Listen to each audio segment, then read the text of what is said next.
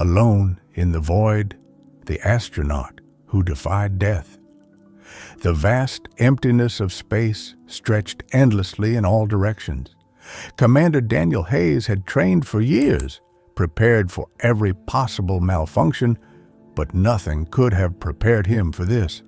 He was alone, adrift in the endless void, his spacecraft reduced to a crippled shell. The mission had started as a routine satellite repair operation on the far side of the moon. The crew of the USS Horizon had completed dozens of these before, but this time something went terribly wrong. A micrometeoroid storm too small for ground sensors to detect struck the ship at high velocity. The impact was deafening, and within seconds, alarms blared as the hull depressurized. Hayes had been outside in his EVA suit, tethered to the ship, when the debris storm hit. He could only watch in horror as a chunk of metal tore through the airlock, his only way back inside. His crewmates, still aboard, scrambled to respond, but in the chaos, communications failed. Hayes had seconds to react before he was thrown into the abyss, his safety tether snapping like a thread.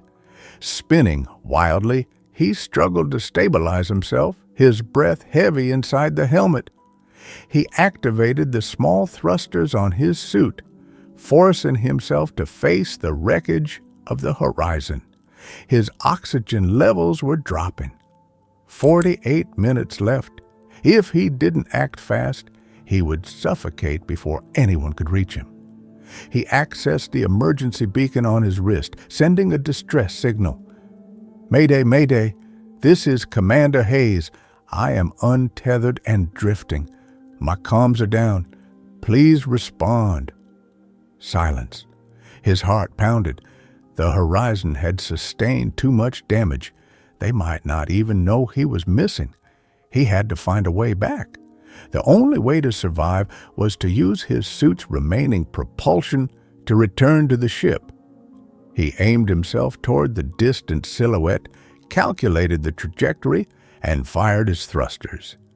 The approach was agonizingly slow. Every second felt like an eternity. His suit's fuel reserves dwindled. Then, just as he closed the gap to the horizon, another explosion rocked the ship. The remaining oxygen tanks ignited, sending a fireball into the void.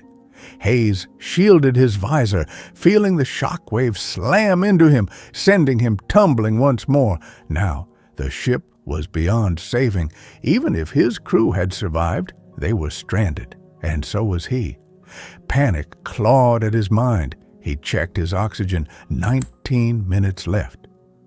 The reality of his fate was settling in. No one had ever survived alone in deep space for long.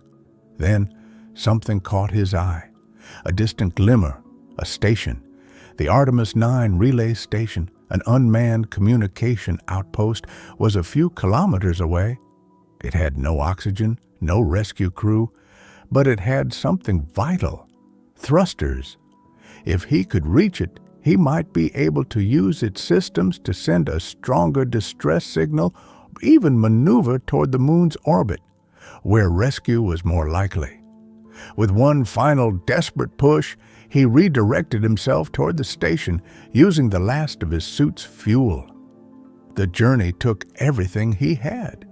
His muscles screamed against the pressure of the suit. His lungs burned with every shallow breath. He reached the station's outer frame just as his oxygen hit 2%. Gripping the metal rail, he forced his way inside. The station was dead, no power, no life support. But a manual thruster control still worked. He had one shot.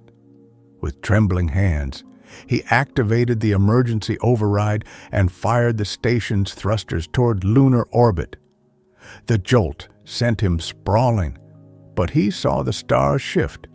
The maneuver had worked. Now all he could do was wait. Oxygen at 1%. Darkness crept into his vision. His fingers went numb. Then a voice crackled through his headset. Commander Hayes, this is USS Endeavour. We have your signal. Hold tight. We're coming for you." A weak, relieved laugh escaped his lips before everything faded to black. He had survived.